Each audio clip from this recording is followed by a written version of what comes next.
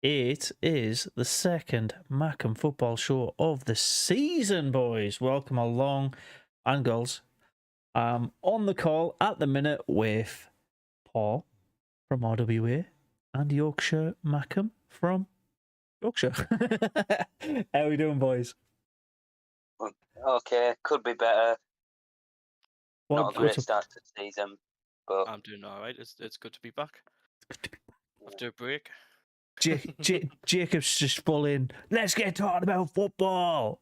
Love to hear it. Morning, boys in blue. How we doing, mate?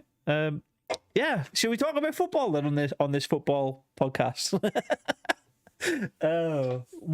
Yeah. Should we talk about our previous two games then, or should we talk about just the last one? Because Sunderland. I think just the last one. To be fair, mate, they're both exactly the same game.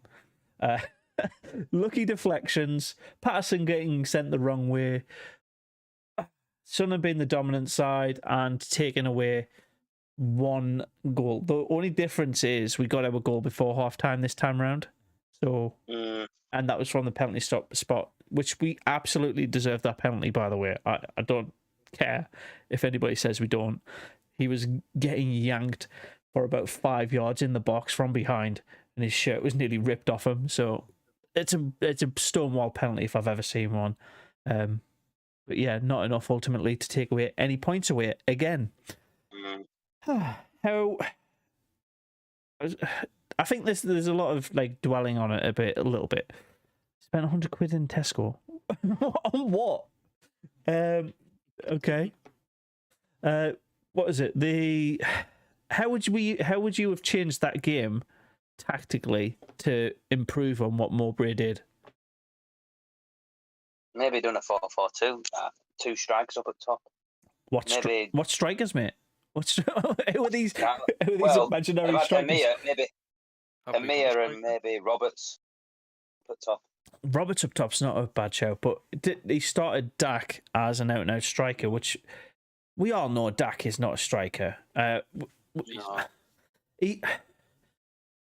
I've said it in jest, like on the watch along for the previous game, but he's the replacement for Pritchard, and that is looking more and more true. So still, Pritchard was never a striker. Dak is not a striker. Why is he doing that very fundamental, obvious thing? Do you think he'll be playing tomorrow, Amir, or do you think it's going to be Dak up front again? Well, didn't you mention that the under 23s are playing this evening as well? Yeah, against West Ham. It depends on who's in the under 23s. I know Amir's not there. Not first team.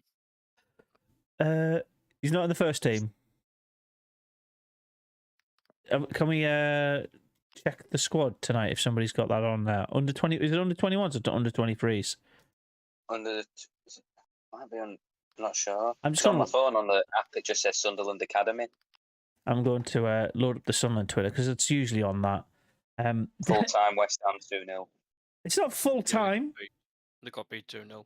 Oh, West Ham. I'm watching the West Brom game and I got them two mixed up. It's like it's literally the 46th minute in the West Brom Leeds West Brom game. It's 0-0. Like where's these goals come from? None at first team are in the Sunderland under 20 or under 23s, but there was one player that played against Crewe, and that's Zach. Is it Zach Taylor?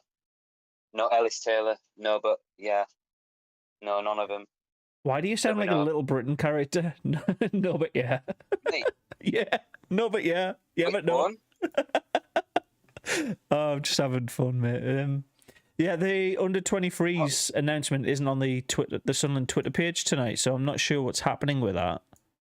It must be under 21s. It's on the Academy's Twitter account. The Academy, okay. The Academy Light. Yeah, the club's got their own Academy of Light Twitter account. I'm not sure. I bet it better not be that Little Britain character from that therapy session where she goes, "Hello, fatties." Not Oh, yeah. So it was defeat in that game, but we want to find out who's playing, right? Rather than that, the only thing that we really care about in that game is who's playing.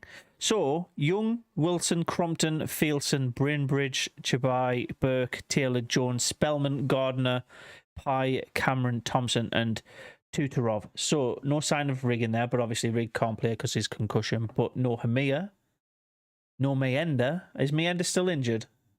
Yeah, he is. Yeah. How long for is it? It's Injury? 2 mandatory games, I believe. There's no Triantis in there this time. There's no Sealed. He might be injured still though, but all of the summer signings are not in that under 23 squad, which gives me a little bit of hope that we've got some options tomorrow with the new boys. Did Seal get injured in the pre-season against one of the American teams? He popped, didn't he? That is actually on sale. Mobrway said yesterday that he could be back in training next week. The same as Elliot Embleton as well. Yeah. Fair At least enough. we've got a bit more experience in the team then. Embleton's Embo's gonna back. start playing. Is he? I don't think he's fit yet. Like, because didn't he fully break it?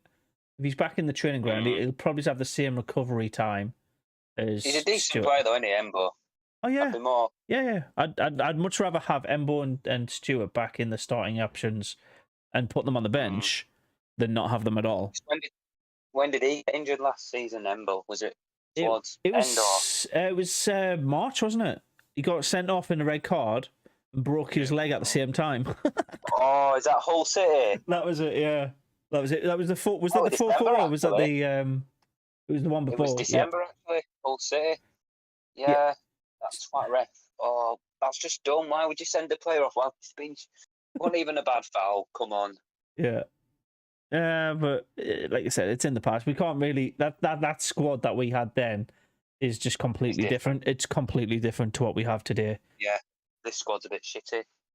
I'm not being lying, but Well, I disagree with that, mate. I think it's a lot more immature. I wouldn't say it's worse. I think it's got the potential to be a lot better than the previous squad, but it's immature. It's inexperienced. And I think it's. Robles said the only player that's due back tomorrow is Lyndon Gooch. Gooch, nice. yeah, but he might be leaving. Gooch, I think he's going to leave as well. Yeah. Well, it looks like Pritchard's on his way out. Yeah, that's why the thumbnail is what it is, mate. He's probably going to go to Stoke. Isn't he? Oh, Don't say that. mate, that would just. Well, I don't know if that it'd be typical though. I wouldn't say it's a complete disrespect because I understand it because obviously. Oh, West Brom just hit the bar. Oh, Leeds should be 1-0 He's from behind. down south, isn't he, Pritchard? So he might go to a southern team. He might go to Watford or. I'll tell you where he's definitely never going to though. He's never going to Huddersfield. Newcastle. No, he's Huddersfield. He's not going back there. Oh yeah. They hate him there. Did you see Bailey Wright's thing? Oh yeah. Which team do you hate? Newcastle. Yeah. Yeah. Love that. Which team? Newcastle United. Oh, his Australian accent. We have Cabby on cam. Hello, Cabby. Hello, how are you doing? We're doing all right. Before I call it anything else, Stephen's also said in the chat, Harry Kane's just scored on his debut. If anybody cares. For Bayern Munich. Yeah, not really. Harry Kane looks like fair play done from Goonies. Yeah, and Ian said, sorry, I missed this, Ian. I think he'll go with the same starting 11 tomorrow. Mobrway looks and sounds like he is in a proverbial parrot at the moment. I disagree with that. I think he's now gone to the point where he's just like, fuck it, I'll leak information. Like, sorry for swearing, YouTube. I didn't mean to. My apologies. Let's use other words. West Brom have scored from the corner. The celebration's terrible, mate. So West Brom 1-0 up against Leeds at Loftus Road, and he's went to the Leeds fans doing the ears. Ellen Road, sorry. He's went to Ellen Road, putting his ears to the home fans, and they're all like they're about to punch the goal scorer. So drama. I was going to say it's not Maggio, is it? But he's not starting. No, it's Malumbi. It's not a great start for Leeds. I wouldn't like they've drawn with Cardiff, lost to Birmingham City, and now they're losing to West Brom. They're on 1 point, mate. Sorry. They're on 1 point. Yeah, but if you're a Leeds fan, I still won't be too amazed because it's not the start. Oh my days! It's not a Malumbi goal; it's a deflected goal. So Molumby has a strike. It deflects off 2 Leeds players, then goes off the elbow of another West Brom player, and it goes in the goal. So it should be a handball, but it'll be given to somebody else. Number That's 2 21. losses on the bounce now. I don't know the players' names. Number 21 for West Brom hit it with his elbow. Oh no, it's his forearm, and it goes in. So yeah, Leeds 1-0 behind 2 losses on the from bounce. a innit, for handball Leeds? goal. So VAR, where you at? Leeds should be 0-0. We don't need power in this league. Yeah. That's it on it. Anyways, we've had our little 2 cents on on the previous weeks of games. Gabby, do you want to have a quick 2 cent on what you think of the last 2 games? Because I want to move quickly on from it, but give everybody their chance to say what they need to say. Yeah, absolutely. The Preston one. Very virtually carbon copy from the Ipswich one, as I thought. I thought, Sunderland played some decent football. They were unlucky and they just lacked that killer touch. So that's 3 things. I thought we played well. We were very unlucky, meaning their deflected goal, and we lacked the killer touch. That's the way I'll describe it. 100% agree. That's pretty much not a carbon copy, but it's a close copy and paste job from what we've said, mate. Yeah. Well, the first goal for Preston was similar to Ipswich's first goal, wasn't it? Just deflections, pinging around the box, and We need to work on that. Pato goes the other way. Yeah. It's closing down in the midfield, I think, that caused that. Not the defenders per se, but the second goal, absolutely the defenders were to blame again for just going to sleep in the middle of the match. Like, what's happening there? It's embarrassing, really, isn't it? Preston. Before we talk about the whole Pritchard and Tony Mobrway leaking that in his press conference, he looks like he's going to be sold before the transfer window's out. This to the same ilk. What's happening with Danny Bart? Don't know. I just Sorry, Danny. I say Bath, but people say Bart. So, what's happening with the Bath and Ballard partnership? Why is that not a thing anymore? maybe Bath won't as well. So I know it's 2 games in, but the toxic environment is like. No, can I put my thought in here? It's completely speculation. It's not fact, but I think Bath and Ballard don't like each other, and Mowbray prefers Ballard because Ballard will play the style he wants a little bit more. I think he rates both those players, but I don't think those 2 players get along anymore. Maybe it's that. I mean, To be honest, you don't often hear about it, do you? No, Players not getting along with each other on the same team. yeah, but like on paper, they're quality together, right? They would like one of the best centre back partnerships, but Oh yeah, something could have happened. Like otherwise, why wouldn't you play your best partnership together? yeah. Bath might have had an affair with Ballard's girlfriend, and that's No, why. I don't think it'll be that. I don't think it'll be that severe, but it could be like just name calling or something like that. Like just Yeah, like Do you not think Mowbray's been told not to play him? maybe if he's getting sold, that could be an option as well. But I don't know. It's one of those things. Until you get told by somebody who's in the know, it is just that pure speculation, right? won't surprise me if he goes though, Bath, and it's just going to get worse, in it. Gooch is going to leave, and Yeah, nothing good's happening with our club at the minute. It's just depressing. I know. So I don't know how to say that name. I'll say it says a bit late to the party, but Pritchard will be a massive loss. Absolutely. Making the squad even younger. But that's what I think Bradley Dack is in to do. Like I said, when Dack came in, he looks like he's going to compete with Pritchard for his position. And it looks like he must have won that already in the 2 games he's been on the pitch for Sunderland. Because He didn't look great though, did he? Against Preston, I don't think he looked.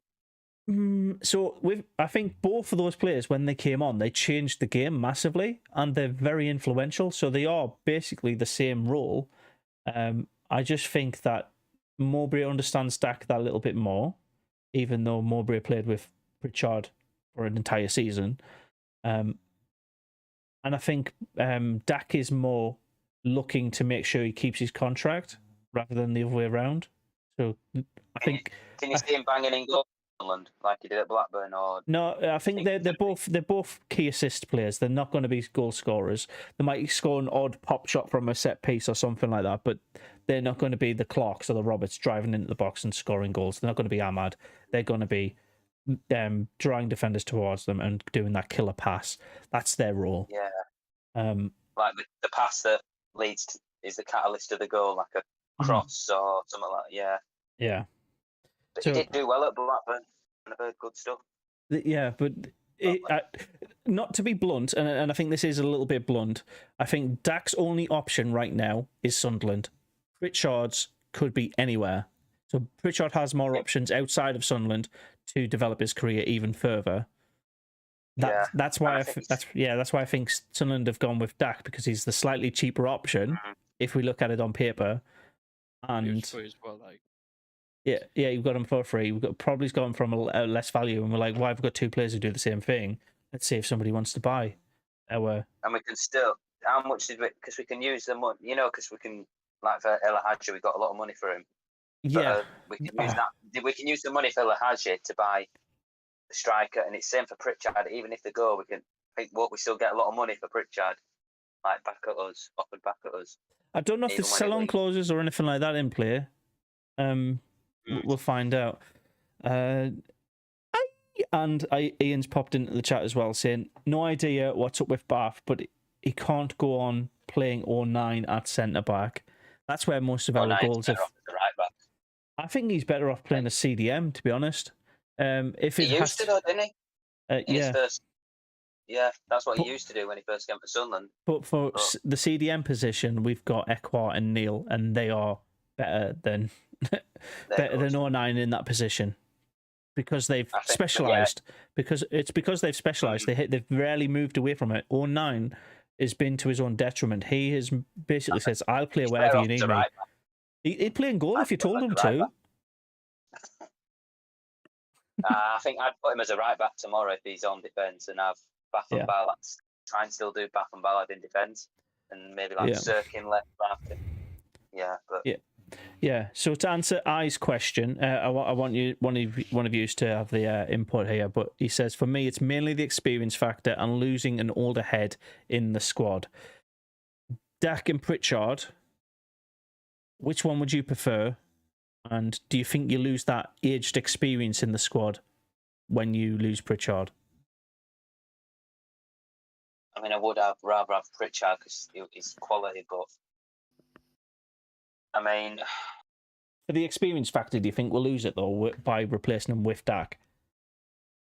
I don't know. I mean, cause Bradley Dack's not a bad player. I don't think he's a bad player.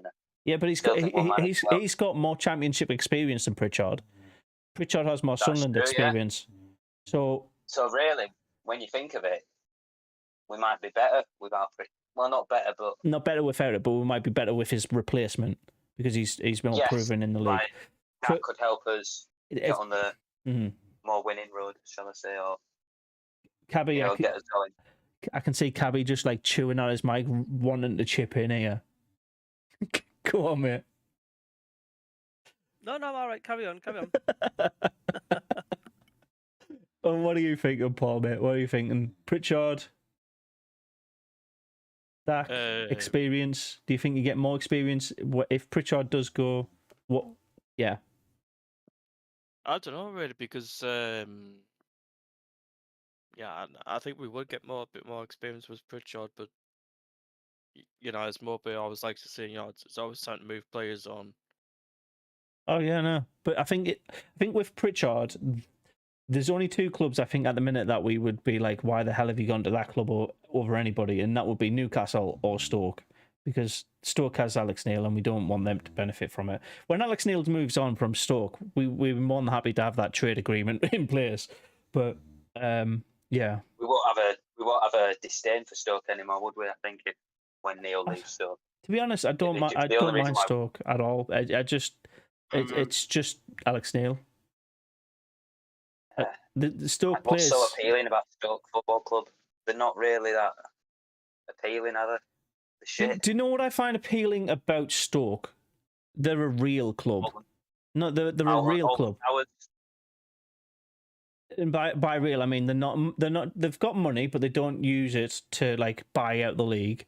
They have fans that are passionate. They're local. They travel. They're very much like Sunderland, but a bit smaller. And yeah, they're just like more honest with how good or poor they are in that moment.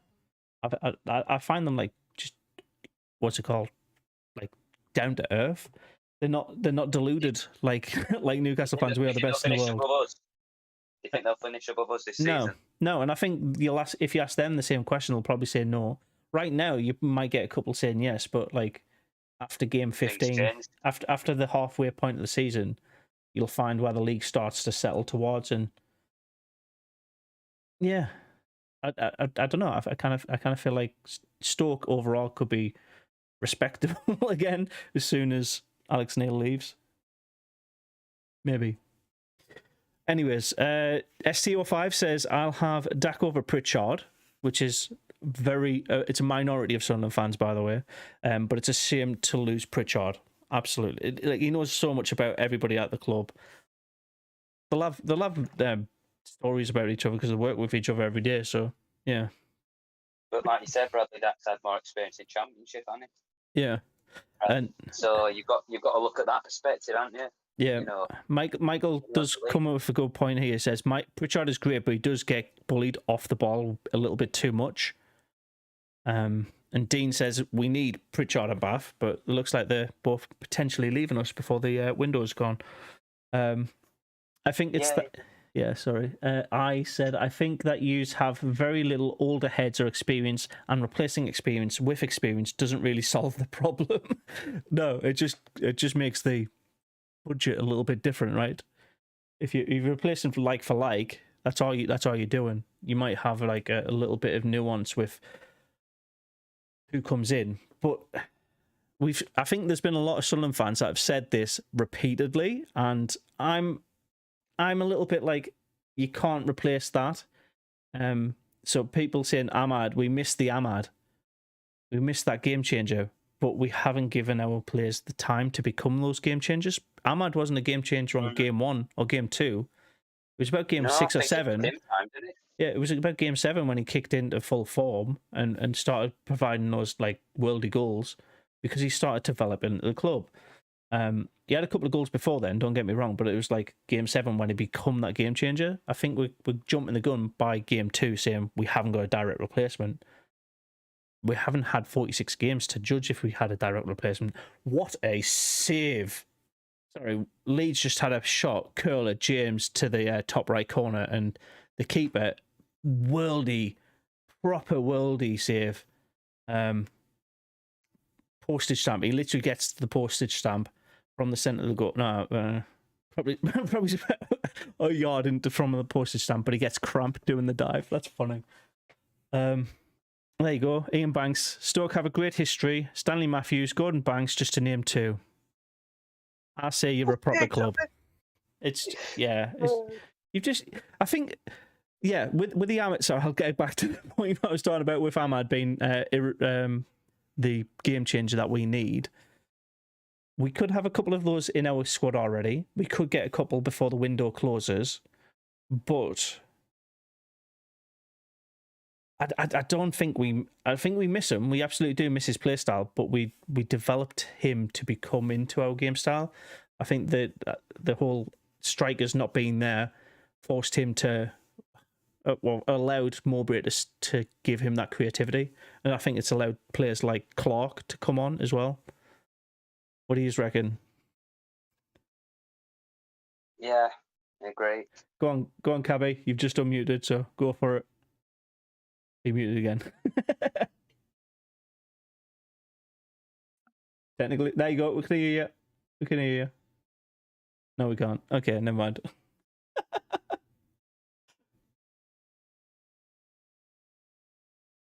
You there?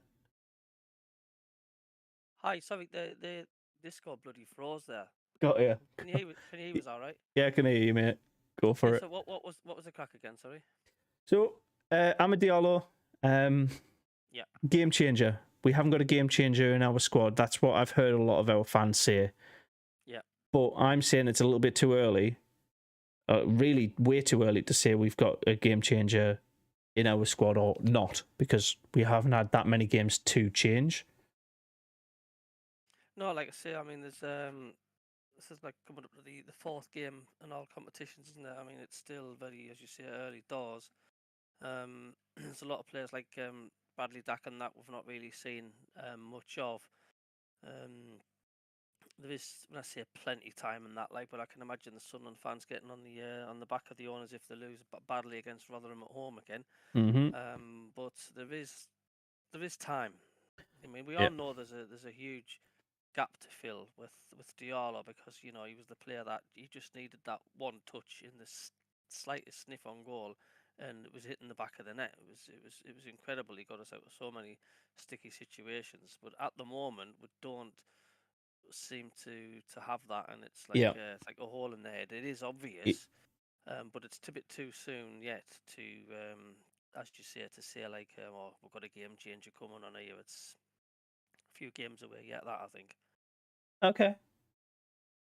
So this is a bit of an extreme example, but when Messi left Barcelona, they could never replace him because he's just that much of a talent. We have that to a lesser degree, but still to a degree at least, with Amad Diallo. Amad Diallo was just, like I says, an absolutely brilliant player, very rare case, and you're never going to replace his quality directly. You'll find somebody else who's a good quality, like Job, but he's a different player, he's a different style, and you've got to understand how that new talent, how they work, and how we build the system around that new player. So I think Job is the direct replacement for Amad Diallo. We've just got to work out how to get the best out of Job, or Hamir, maybe.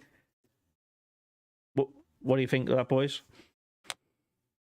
I think it's an ongoing situation. I mean, every time Sunderland get a star or a really, really, really great player, he's either on loan or gets snapped up from another club. We just seem to be continually stuck in this rut where we get talent, then Sunderland don't have him anymore. We get talent, then Sunderland don't have him anymore. I mean, Marsh is an example. Yeah, Josh Marshall. It's just I'd like to have a talented player, and like a Diallo and stuff, and he's a Sunderland player, and we actually keep hold of him. Yeah. But that's the gamble with loans as well. You can't get attached to a loan player because he's not ours, and it's there's been a few players like I mentioned since I've supported Sunderland that's been superb loans, and that we don't see them again because they're not ours. Speaking of loans, it might be a bit of a mute point, but Mishu, we all thought he was, I'd say probably he's like a 7 to an 8 out of 10 for Sunderland, right? He was a good player, decent, you could rely on him. We wanted him, but he didn't want to stay. It's that point that Cabby's making there. You can't rely on a loanee player wanting to stick around afterwards. 1-1. Well, I haven't seen that yet, and I'm not going to... It's still no one. Watch your screen, Am. Watch your fucking screen. Luke Ayling. Watch your screen. We better not be doing this tomorrow with the Sunderland game, mind. We all need to be in sync. We all need to be in sync. Mackem Cabby's going to be 40 seconds. Mackem Cabby will be 40 seconds ahead of us all with his fire stick. Yeah. Should we start? Oh, good header. That was a good header. Whipped in from James. Yeah. Okay. Good goal. 1-1. Anyways, Borough game has moved to lunchtime for Sky. Apparently, that's good. Days is moved as well. Yeah. Days is before it for some reason disappeared. Mentioned this game being potentially a 6-pointer between Sunderland and Rotherham this weekend. Do you agree with that? Already? A 6-pointer already. Because if you look at where we are on the table, they're 20th, we're 21st. They've got 1 point. We've both had terrible starts. You could argue Sunderland are not expected to be here long, but we're here right now. So it's an early 6-pointer it on paper at least. There's another 6 pointer to tomorrow as well, by the way. There's the Huddersfield Middlesbrough game. So the four of the bottom 5 are playing each other. And they've got a red card as well, Rotherham. That's what gives me a bit of hope. We can take advantage of that. Mm-hmm. The player who got sent off against Blackburn. Yeah. It was a loanee from Luton, so that gives me a bit more hope. So no, Rotherham's just brought us a player in today. Yeah. He's available as well for tomorrow. It's too soon for if you sign a player the day before. It is way too soon to expect that player to understand how the rest of the team play. He'll wait until the next game. He'll have a training session at the very least. You can't. I'll use Messi as an example again. You can't buy Messi tonight and expect him to play at lunchtime the next day. Like, it doesn't make sense. No. Like, he's got to embed himself into the team. Like, why would you pass to somebody you don't know how they play? Genuinely, you've got two options in front of you. You've got Joe Bellingham and you've got Messi on the other side. Fantasy football team, whatever. You're going to pass to the player that you've already trained with. You're going to pass to the player that you know and understand how to do it. Yeah, you understand that this player's been brought in because they're a talent. I don't know who they've bought, by the way, but who Rotherham have bought. But the players on the pitch are not going to go, oh, he can play like that. I'll try that over the top of him. He might be lazy, but he might be really good from corners. Like, we don't know enough about these signings before the day before. So I think if we make any signings tonight, which I doubt, or if we make any signings... Mobrway was expecting a loan signing in today. Well, apparently I've seen like stuff on social media that there's a player at the stadium right now and he's going to be at the ground tomorrow. A striker. So I stayed at the Stadium of Lights, the Hilton Hotel by the Stadium of Light, yesterday and the day before, and I saw a couple of tinted cars. One of them was a license plate with lions on there, so I think there might be an agent from Millwall hovering around. I don't know anybody, unless there's a player called Lions. Players though. I don't no idea, but there's cars around and stuff like that at the stadium all the time. It could be scouts, it could be players, it could be anybody. But I think Pritchard, isn't there? maybe it's a Millwall agent looking to buy Pritchard or Danny he's from down south, Pritchard, so he might want to go to one of the clubs near London. Watford, Millwall. But that's the thing with the rumours and with what you see on social media. Like, I've just seen a car, like, and that builds into another rumour that goes into wherever. Don't trust it. Like, until you see something officially from the source. Yeah, take it with a pinch of salt. That's my point. Which was the route thing you heard about? I heard about player. Not yesterday, the day before. I 100% saw Lyndon Gooch at about 4:30 in the afternoon having a pint. He's not signed another contract, has he? No, he had a pint. He had a pint. I don't know. He'll leave, won't he, Gooch? What do you guys think about a lot of the fans constantly slagging Dan Neil off? I mean, he's made mistakes. I understand the slagging the mistake, but not the player himself. It's like when 09 makes a mistake, we all jump on, "You're an idiot, that was stupid," and he goes, "Yeah, no, sorry." That's it. Yeah. We all had to go at him and he got sent off against Swansea. So I think it's just the way some people react that might be a little bit too brash sometimes. I says, not me, says, jumping the gun about the 6-pointer season's only 2 games, although you might find yourselves in the spot of bother with confidence-wise, especially considering the upcoming fixtures. Exactly. So, do you treat this as like a must-win or a must-not-lose tomorrow? I still think it's too early to judge. I mean, would you panic, Ant, if we lost 3-0 or something like that at home? If I was the board, I'd be looking at reviewing Tony Mobrway's ability to convince the team. Yeah. But this is game 5. I know it's not game 5 in the league, but it is game 5. If he loses tomorrow, that's 5 losses in a row. When was the last time Sunderland lost 5 games in a row, regardless of competition. It is absolutely pretty bad and stuff, you know. But I'm just sort of sitting on the fence here when some people say like, it's too early. It's too early. It's only 5 games. Yeah, I'm not calling for his head. I'm not saying that I much prefer to keep managers in place so they can build on their squad. They can get their philosophy in and make sure that the players play to their style and basically do what we did last season and be successful. But you can see, I could see the board justifying it. Look at it this way: when we lost to Bolton Wanderers, we'd won the 2 previous. 6-0. Yeah, we won the 2 previous games, so it was literally 1 loss and off he was gone. Perfect excuse. 6-0. You're embarrassing. You don't know what you're doing. Bye. All they need is one excuse. They've had 4 so far. They've had 4 so far. If Stuart Donald was still there, well, he was, but he didn't have a lot of control, did he? But if they had more control, I bet they wouldn't have sacked Lee Johnson then, would they? They'd have kept him on. But I think Dreyfus was the one who got rid of Johnson. So Yeah.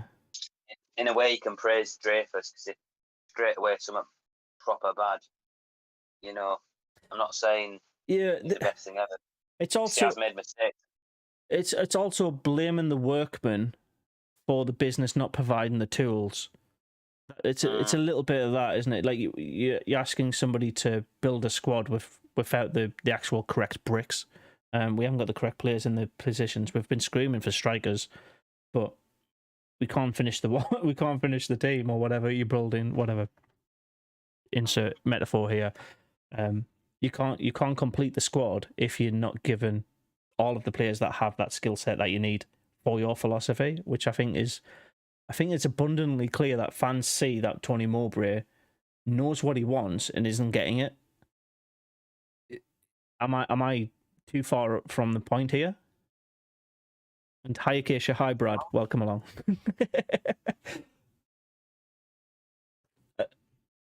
Paul, jump in there, mate. I can see where you're coming from, Ant, because I even said on Brad's channel, actually, if we lose tomorrow, I can actually see the club actually looking at Tony Mowbray's future. I can see it. I wouldn't like it, but I can see it. Or he'll just walk. Yeah, but who we're going to get though after Mowbray? Who is there that we know of that could? No, it's just. Yeah, it's not. To be fair, that's not our job, mate. It's our job to speculate on the players that we have here and now.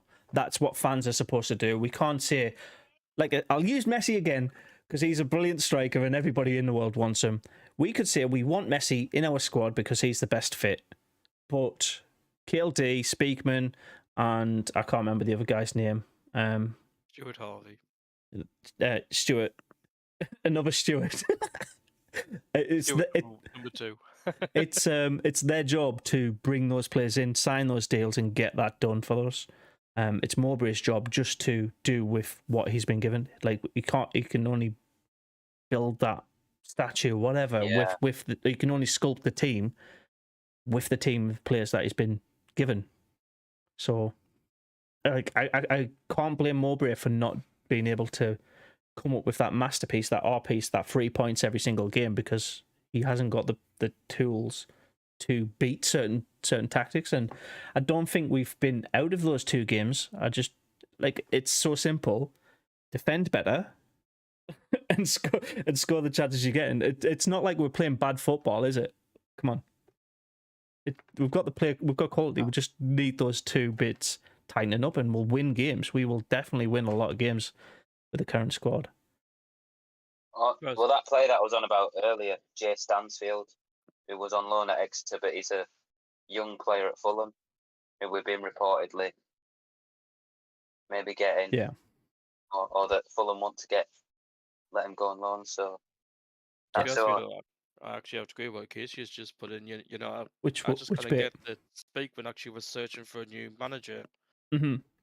While Tony Mobrway is actually still in charge, because after the Crew game, Nick Barnes reported that Tony Mobrway and Christian Speakman's not talking to each other that much now, because Mowbray is completely fell out with Christian Speakman over it.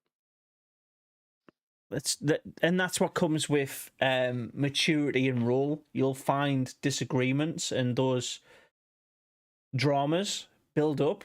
When you've got a blank slate, when you've got a new manager, there's none of this drama and pre-built frustration. That builds over time, and that leads to somebody saying, "Screw you," or worse, and that will. Yeah, I can't remember who said it, but it was another Sunderland content creator said that Mowbray didn't start Mia as a middle finger to Speakman, which I think that for me is cause for dismissal as well, if that's true. But I don't know. You give him the players he wants. That's it. I'm going to catch up on the chat, by the way. Agree. This isn't Tony's team. It's Speakman's. Thank you, Michael. Callum's saying we are win tomorrow's game and we'll come up the table. So like that reverts back to the previous question. Is tomorrow a must win or a must not lose? Must win. Must win. Should be beating Rotherham. A must win for Jacob. What about Cabby and Paul? What are you saying? 2 seconds, my son's left the bloody front door open and freezing me baguettes off. 2 seconds. So that's a must win. For me, we've got to win. We've got to win. So you're saying it's a must win. So if you're saying it as a fan that it's a must win against Rotherham, what do you think the board is saying? To Mowbray. What do you think the board is saying to Mowbray? You must win it. I am No, back. must not Right. lose, probably. Must win or must not lose, Cabby? Oh, friggin' hell. Must win, must not lose. It's got to be a must not lose, isn't it? Okay, so must not lose is an easier target to have. I mean, if we drew, I mean, Mm-hmm.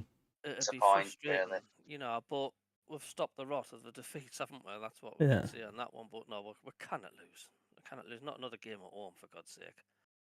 Yeah. Westy, a must win. That's it.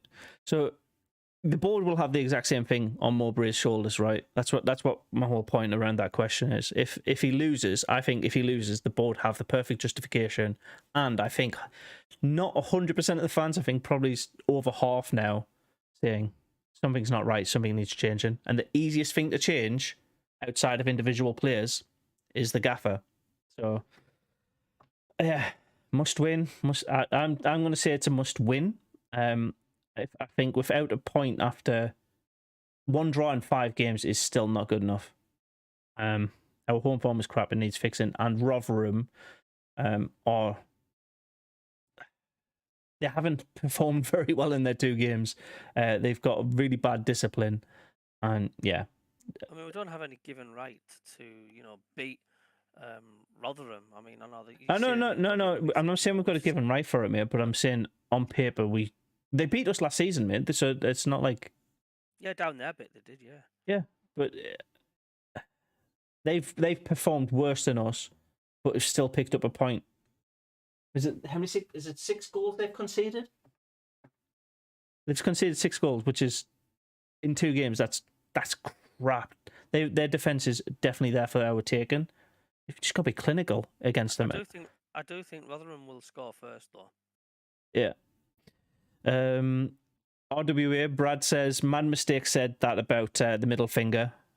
Mowbray with the middle finger. Thank you for confirming, because I know I saw it somewhere.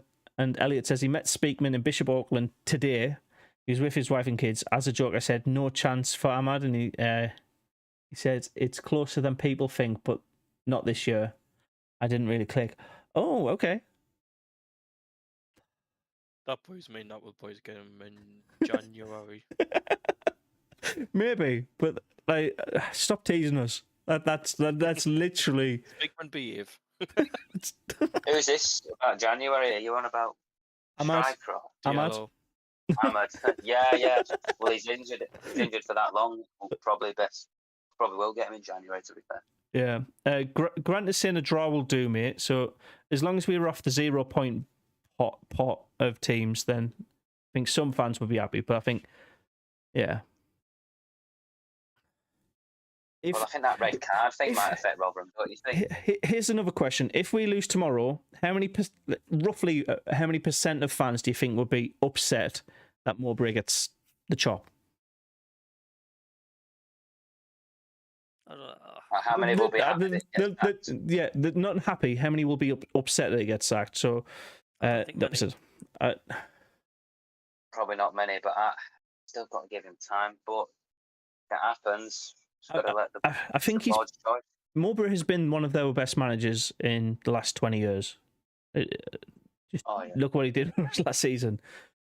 But you can't continue with what you've done in the previous seasons. Otherwise, we'd still have Peter Reid as our gaffer. Like, he was just the best for us, at least at that time. It's just you'd lose the faith of the team. Has he lost the faith of the team, or has the board,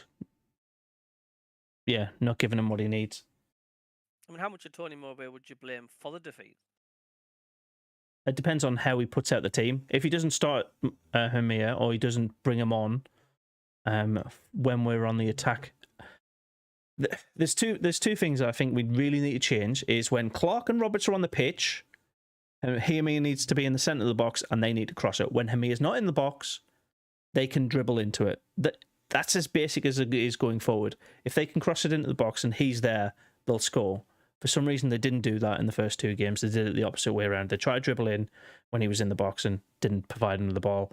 And when he went off, they tried to cross it into the box. It just made no fucking sense. But that attacking-wise needs sorted. And then defensively, a lot of people are saying it, by the way. Bring 09 out the centre-back position.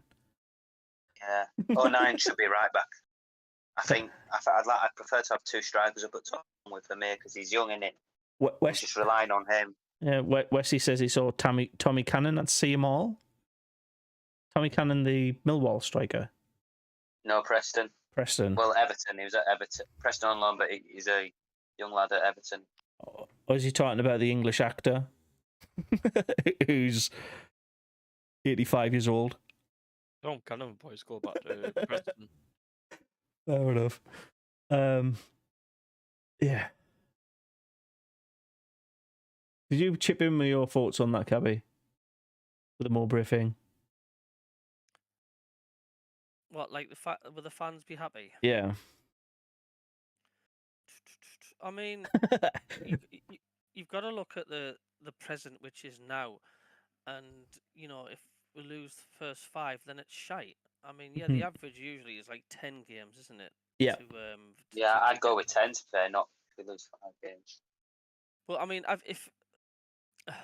I still think if we lose against Rotherham, I think the majority of the fans will be giving stick to Speakman, Okay. rather than Tony Mobrway. But I would definitely say if we've gone 8 games on the trot without 8 defeats, then Tony Mobrway's got to start taking the flak there. To be honest with you, but I mean, he's had out off the board, has he? Backham wise, he hasn't. Yeah, I agree with that, mate. And Graham chips in and says, "How do you get rid of Speakman?"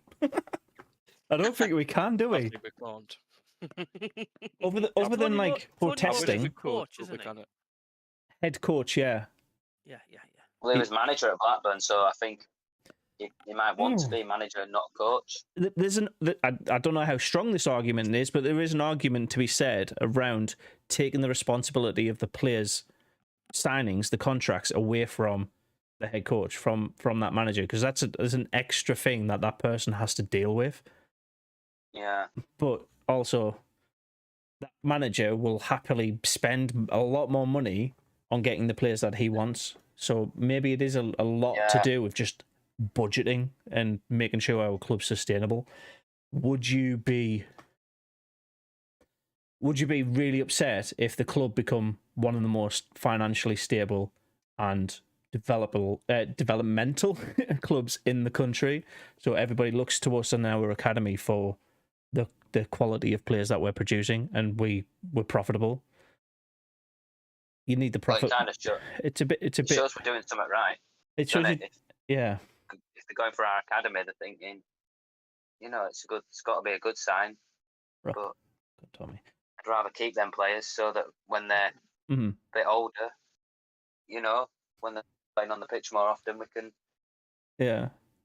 they can do well for us and make a name for themselves. So, Yeah. but if we're attracting a lot of other clubs buying our players, it's got It's to be a the sign, innit? It's the Southampton did it very well a couple of years ago, like the mid 2010s. So when we were on the way down, they were becoming the place where Liverpool was signing the likes of KLD and Sadio Mane were at Yeah. Southampton, wasn't he? Virgil van Dijk. Exactly. So the model is proven and works. Like if we can find European talent and make them ready in the English system, they become absolutely huge assets. It's like buying a Clio and selling it as a Porsche. It's literally night and day in value. Would you say Sunderland are quite a way off?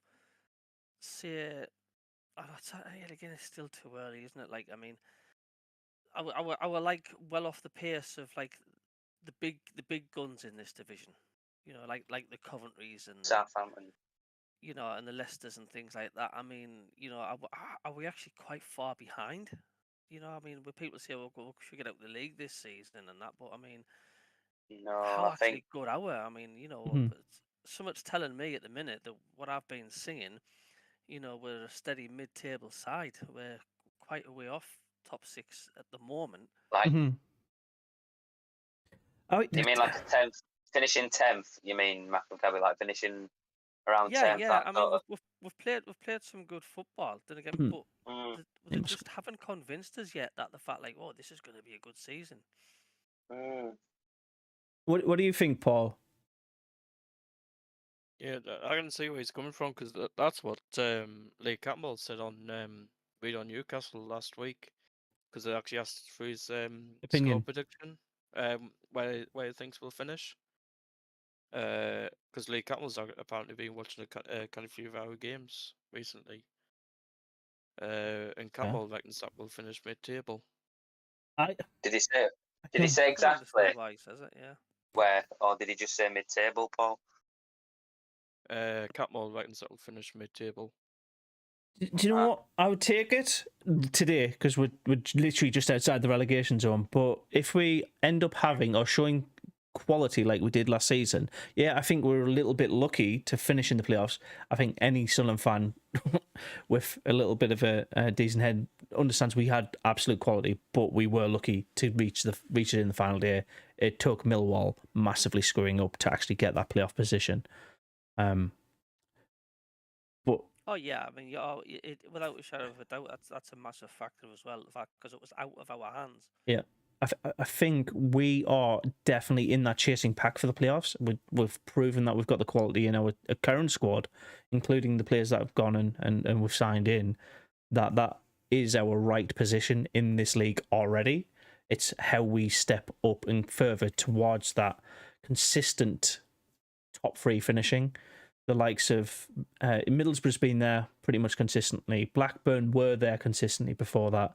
But what we don't want to be is Huddersfield. Like Huddersfield last season, the season before they were in the playoffs, and then last season they were lucky to survive because of like a last couple of weeks of good results. You said that it could happen though, couldn't it? Yeah, this league's that's ruthless. Oh, Absolutely. So we can't Don't wanna take anything put- for granted in this league. It's literally that simple. But like, I just want to get like all this, this player leaving, that player leaving, this player leaving. Let's get it settled. If they're gonna go, they're gonna go. Let's get them gone if they are gonna go. It's the same with Stuart. Carry on. Let's get the squad settled and just like get the maybes and look. If you didn't want to be at the club, understandable. If you've got personal problems, yeah. I'm not saying it's harsh or horrible like that, but we need the squad settled here. So any ifs and buts, please make a decision and just go if you want them to go, because we kind of have this hanging over the squad, game after game after game. It's just not healthy for the team. So there's a lot of comments in the chat about basically KLD not putting his money into the pot. Uploads, Graham and Dean's said something to that effect. The back office of this club's not really, and SFC uploads as well. They've all popped in that they're not supporting the club the way we'd expect our owners and chairs to do that. is it a subpar? Is it going to be a subpar season because of that lack of investment? That's my point. And are we supposed to? Because I think we're very passionate football fans. We just want the best for our club. Are we supposed to temper our expectations to match that, or to match what Speakman said to us publicly about him wanting to finish second? Because I'm still hoping for the top 2 finish. That's something I think Sunderland can achieve under the right circumstances. Have we provided the club with the right circumstances this season? And I'll finish this off with Westy saying the 2 players of the season aren't in the squad and they haven't been replaced. I'm presuming that means Amad Diallo and Ross Stewart, but Ross Stewart was only in for a third of the season, so shows you how good form can be and how much of an impact good form can have. When was the last time we had a statement from Speakman or Uh, KLD? 100 years ago. Just like a little bit of an update, just like, you know, hey, give your heads up, fans. This is what we've got planned here. This is what's happening. Yes. So this is what I would think if I was the marketing manager for Sunderland. They do a good couple of things with the club. They do the official Sunderland podcast with Danny Collins. They do the tweets all the time. They do the news on the SCFC website. But what they don't do is a state of the club, like a business town hall, essentially, where your CEO, the gaffer, somebody in charge says, this is what we want to achieve over the next 3 months. Not leave it for the whole season, just 3 months, so you can understand the clear plan and strategy that they have. They're not winging and prowling up to Christmas, and then after Christmas, it's the bad form again. You have that every so often, so you can put the business, you can put the club to account to what they're saying over that period. We don't have that. Most clubs don't have that. Are you seeing some of the, like the Red and White Army should do, and the fans group get together with the club and Then pub meets. I think the pub meets are nice to have, but it's literally to 12 fans or 20 fans, however many fits in a tiny room. Like, that is not a public statement. Could you imagine somebody in Australia, somebody in Singapore, somebody in Bangalore, literally trying to get an understanding of what's happening with the club and going, why would I support these when I can support somebody who's doing that? When I can support, I don't know, big money club. It's just, there's oversharing and giving away your trade secrets. We don't want that to happen because our opposition will become aware of it. But there's giving the fans enough information for them to be excited about it. We haven't had that. No. Yeah, and I think the next time Speakman will come out will be at the end of the transfer market. As soon as the window closes, he'll do like a press conference with Tony Mobrway. How many more players would you say we need, and where? We need a midfielder, I think. So, I'm gonna change the question around a little bit. Who do you think's most likely to leave us, and are they already replaced? So the likes of Pritchard, he's potentially already replaced by Dak, but there's rumours of Gooch going, Bath going, Bailey Wright's already gone, and I think Bailey Wright's been replaced by Trey Antis, literally Aussie for Aussie, like for like. Clark has been rumoured to go. I don't think he's going to go though, because no, I think Clark's staying now. I think Clark's going to have another fantastic season in this league. I think Gooch will leave. I think Gooch could leave, but I don't want him to. Yeah, it's just a case of. Do you rate 09? Do you think he'd be a miss if he went? 09 replaced Lee Cadamol. Even though they were at the club at the same time, he's the club's talisman. Without an 09, our club, when we're losing, is miserable. If we're losing with him still trying, we're all right with it. We've got a chance. We're in the chance of either getting an equaliser if we're losing, or just a piggyback moment. SCFC uploads said Bradley Dack is appalling in my opinion. So there we go. Yeah, powerful statement there. Yeah, Graham's saying we're going to struggle this season. Dean wants 2 fit strikers. Flipping December 2022 banter at the moment. Exactly. So it's the same old thing. Like, it's just all the club needs to do is get these players that the fans are asking for, or at least acknowledging the fans requesting this information? Because all we get is the pre-match conference from Tony Mobrway, and he's just went, do you know what? I'm just going to answer the question now. This players might be on the way out the door by the end of the market, so yeah, he's going to feature in tomorrow's game, Pritchard, but yeah. Yeah, that's all you get is just Tony Mobrway chewing on his revels, and that's it. Still find it funny, sleep, though. Eat, sleep, repeat. Yeah.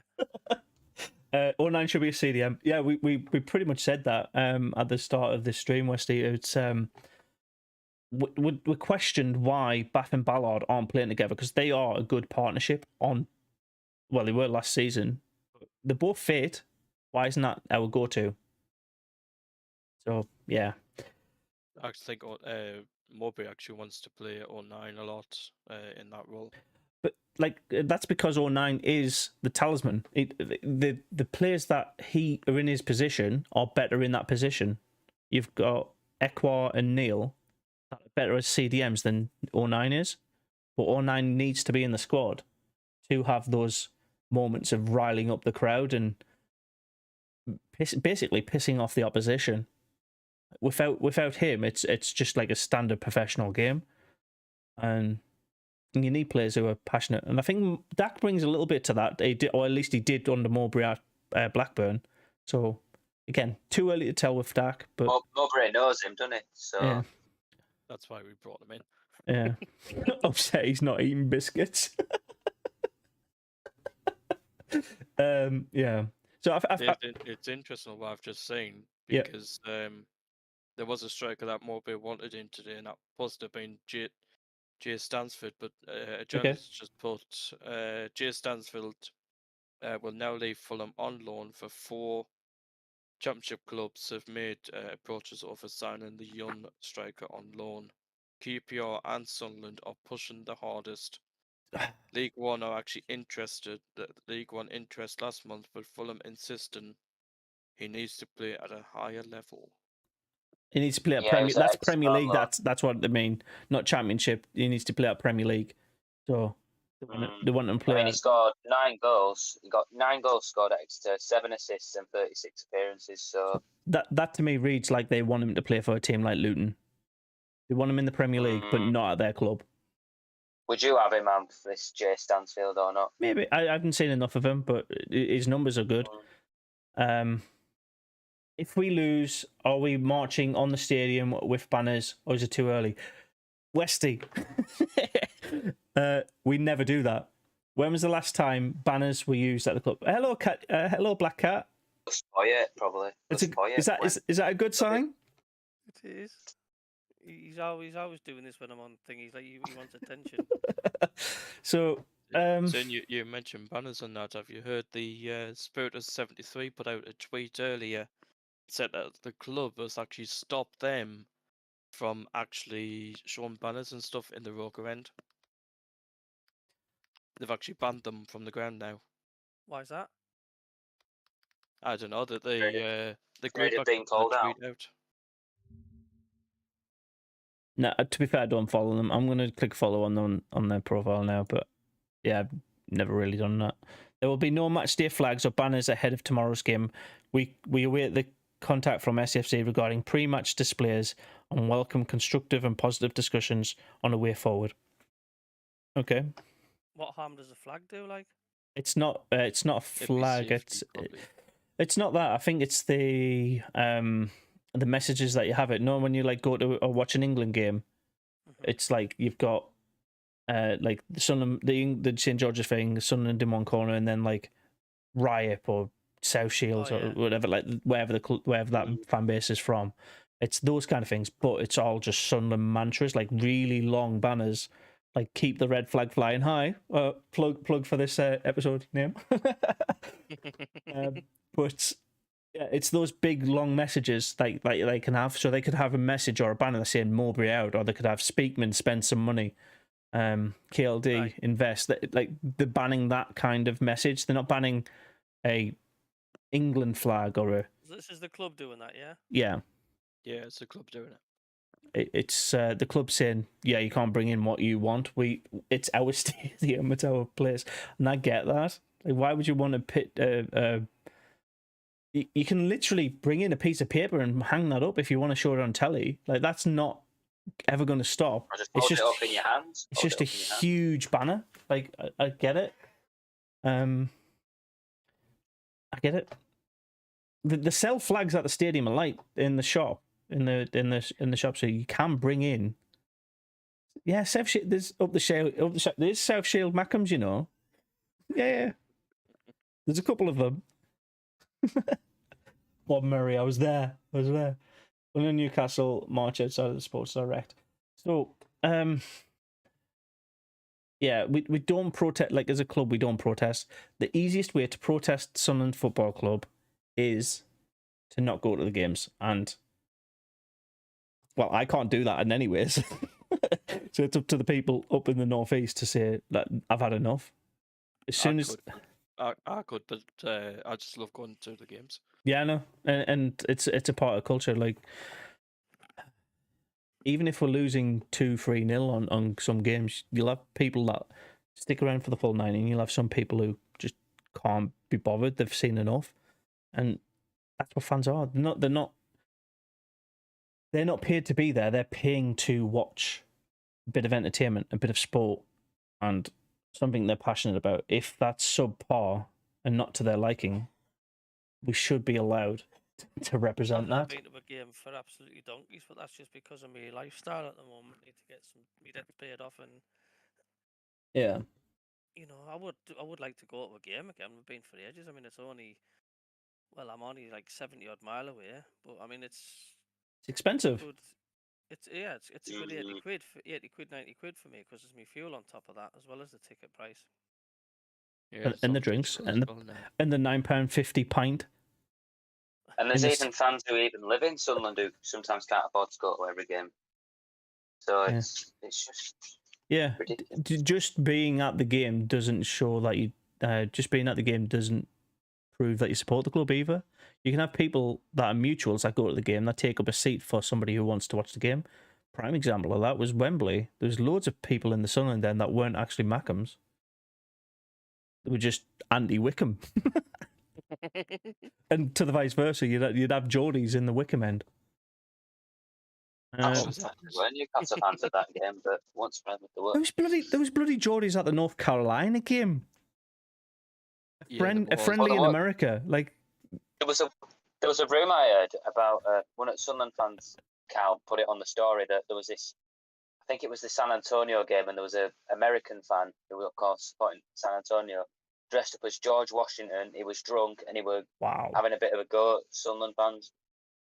Yeah. And still having a go at us because of 1776, you know, Britain and America fighting each other. He was still having a go at us for the War of Independence, and I'm thinking, get your head checked out, mate. Yeah, okay. I don't blame fans walking out when they're doing that either. Wesley says that last game I walked out was Southampton, the 8-0 away game. Walked out when the 7th went in. Was the first 6 were like, it's okay, we can turn it around. But the 7th, nah, too much. Well, last time I actually walked out the ground, it was Championship the first time actually. It was actually 17-18. It was actually against Preston North End. I walked straight out. The problem with Sunderland is we are a late finisher team now. So those fans that get really frustrated. When we went down to 10 men in our opener, there was people leaving when I went 2-0 down because we're 2-0 down. They got the second man sent off. We're not going to get back into it. And then we go and score a bloody goal and have bombard their goal for the last 10 minutes again with 10 men. So you mentioned that. I was talking to Bowers earlier. Because Acacia will back us up on this. Because Acacia was at the game against Ipswich. Right. You know, before we scored, Bowers actually went down to the concourse. And what happened? We scored. He just got sick of seeing what he saw. It was not being clinical enough, and then we are. Loved your commentary. Thank you. But I think he wanted the toilet, so he went downstairs.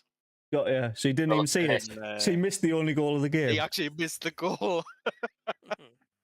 But I still don't blame the fans for leaving that 2-0 because, do you know what I mean? Like, you're allowed to do what you want. You're a supporter, not not an employee of the club. So if you're frustrated, show your frustration.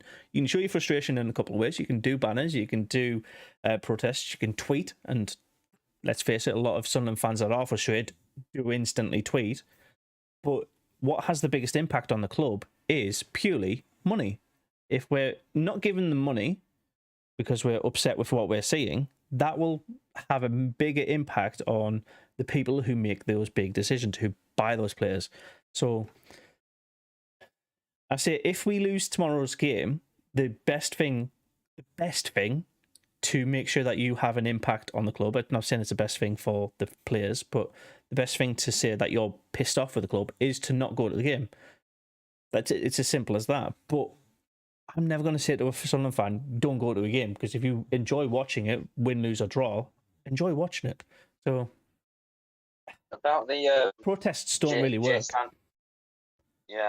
About Jay Stansfield, another Sunderland fan account posted about it, about rumours him coming, and there's been some negativity in the comments, but there was one comment saying, people forgetting that Sims and Stewart also had relatively shit stats, before coming to Sunderland, or, you know what I mean? Gelhardt was really poor in the first 4 games. Then he looked like he was there the entire time. On revenue as well, yeah. So you can't always moan if you get a rumour to get a player that's not really scored too much, but they've still scored some, and they've still made. But if they've made a lot of appearances, then that's kind of shows something, doesn't it? 36 appearances. Well, Joffrey was playing through an injury when he was with us. Yeah, and if you want to prove yourself, you sometimes do that, right? Yeah, I wasn't too happy with the rumour at first, Jay Stansfield, but I'd probably take him, actually. I won't mind him, to be fair. At least it's something. Yeah. I'll take anybody that puts on the shirt. Exactly. Yeah. There's one last point I want to bring up, and then we can wrap up today's stream, because it's lasted longer than normal. It's a good bit of good healthy chat. Real fans. What is a real Sunderland fan to you? Go round. I'll go with Paul first because he goes to the games. What's a real Sunderland fan to you, mate? Oh my God, that is hard.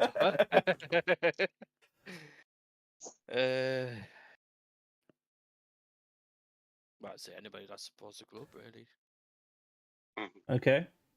As simple as that. If you support the club, you're a real fan. Done. Yep. Okay. Jacob? What's a real fan to you? Someone who's... Well, Sunderland and football in general, well, particularly Sunderland, of course, sticking through... Even though if we're going through a proper bad time, still sticking with the club no matter what, you know. Okay. It shows that you're loyal, you know. Yeah, a loyal fan is somebody who sticks through thick and thin. Yeah, that's my definition of. Go on. SFC Upload says a person that goes to the games and is really loyal. Wesley says somebody born in the SR postcode. Fair enough. Snobs. I'm a Sunderland fan for 3 months now. 3 years old, born in SR5, goes to every game. There you go. Gabby, what's a real Sunderland fan to you? A real Sunderland fan to me is someone that gets affected by the club. It's their week ahead is decided how they feel, how their club has done. A real Sunderland fan to me is someone that feels every ball that's kicked, gets anxious, gets anxiety, gets happy, gets sad. Doesn't matter where they are on the planet, what's going on. If it's match day, if you're a real Sunderland fan, you'll feel every kick of the ball and what's happening. Yeah. And all of those, that's awesome. All of those points are valid. And I was called not a real Sunderland fan on my last watch along because I don't go to the games. It was. It's not your fault, is it? No. Still support the club no matter what. But I'd argue I'm 100% a real Sunderland fan because I've always shown support in the team. It's one of those things. If you're asked which team do you support and you, without a shadow of a doubt, say Sunderland, that to me is a real Sunderland fan because they don't go, I don't know if you've heard about them. It's just Sunderland. Like there's no other option. That to me is a Sunderland fan. If you think about all the football clubs in the world, all the glory clubs that you can pick off, irrespective if you go to the games, as long as you're showing interest and that's the only club that you really care about, that's to me a Sunderland fan. Do you know when we played Everton? It was the last game of the season, and if we had Sam Allardyce, and if we'd win, Awesome. we'd put Newcastle down, and we'd stay up, and that. Yeah. It was me and like the wife's like, it was an anniversary thing, and we went out for a meal on the match night, and and I was recording it at home, and we went to a lovely tapas bar. The food was amazing, but my anxiety was that I couldn't stomach anything. I was hungry, but I couldn't eat anything, and I had the phone by my side.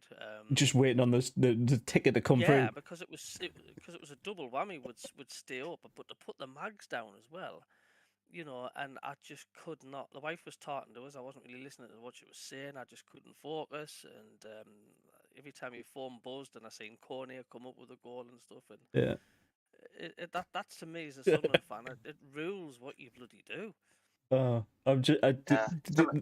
was going to say something similar to that. I was in bloody Singapore airport watching the Sunderland Hull game where Embleton gets his bloody leg slapped while I'm boarding the plane. Literally. We're losing at that point, and just I'm literally watching it on the thingy Wi-Fi, and people are going like, "What's he doing, weirdo?" I'm just there watching a football game across the world. That day we beat Everton. It was my mum's birthday, and before the game started, we were at the restaurant, and it was just such a good moment, wasn't it? Though, just to put the mags down, but distant memory now, isn't it? Yeah. Yeah, Villa also went down then too. You do get a lot of people on social media saying like, I'll stop you whinging, you're not a Sunderland fan because you don't go to the games. Like you hear that That's a lot of shit. Like, you're not a Sunderland fan. Remember the last time you went to a game? It's like that's irrelevant. It's totally irrelevant. So the minute they have something happen in their life and don't go to that game, that instantly means they're not a Sunderland fan anymore. It's just it's daft. I've had a couple of people saying, I'll change my answer. It's the same as that. I picked what you lads play, plus you watch every single game. You do your best to support the club. You're doing better.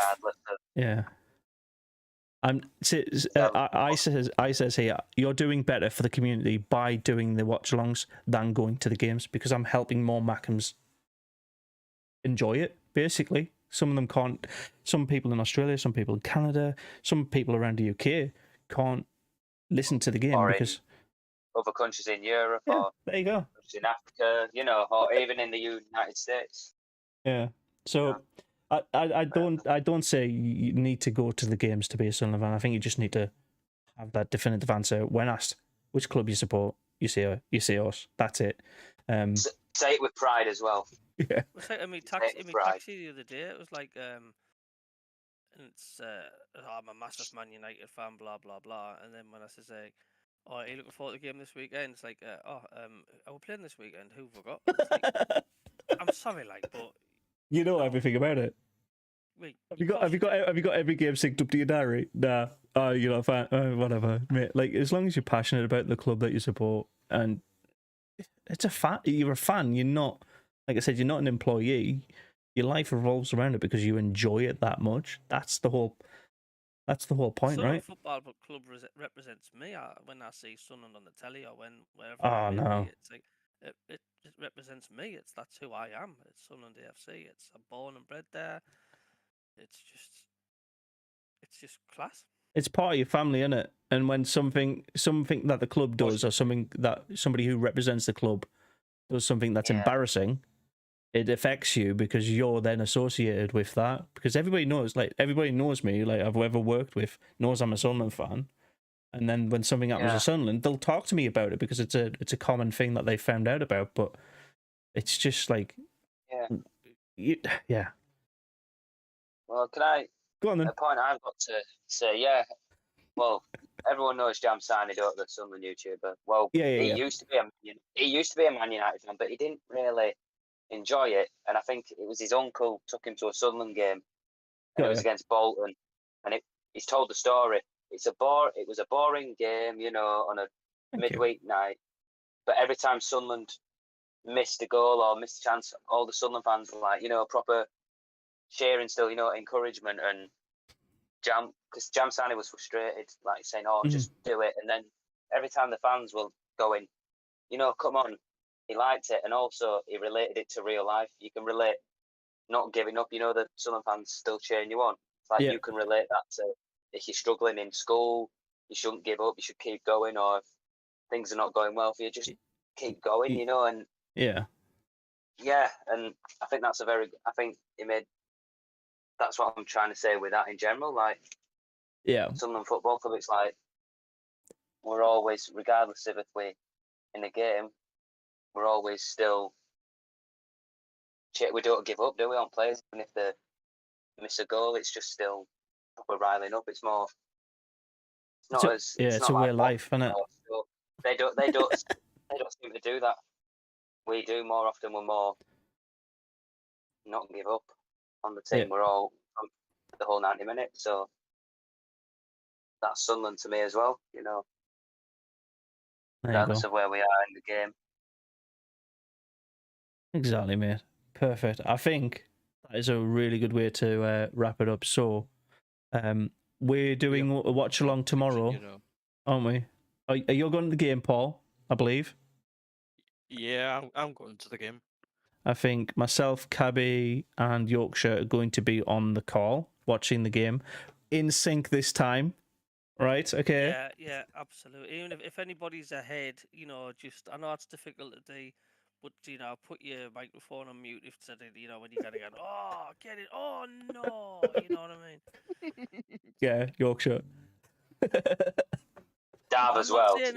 Yeah. So, yeah. Better keep an eye on the channel for the watch along tomorrow if you want to do that. All Sunderland fans are welcome.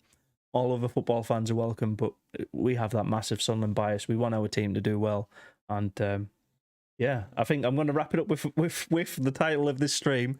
Keep that red flag flying high. Nobody knows the song? Come on. Keep the red flag flying high. Flying high, up in the sky. Keep the red flag flying high. I'll keep this in a voice for tomorrow. You keep the red flag flying high. Paul, if you either see Speakman or Dreyfus, pull them over to the side and tell them to get a fucking experienced striker. Honestly. I would like to go near them. And on that note, see you later. Catch you tomorrow, boys. See you later. Bye. See you later. Oh, I need to press the right button. Here we go. Boom.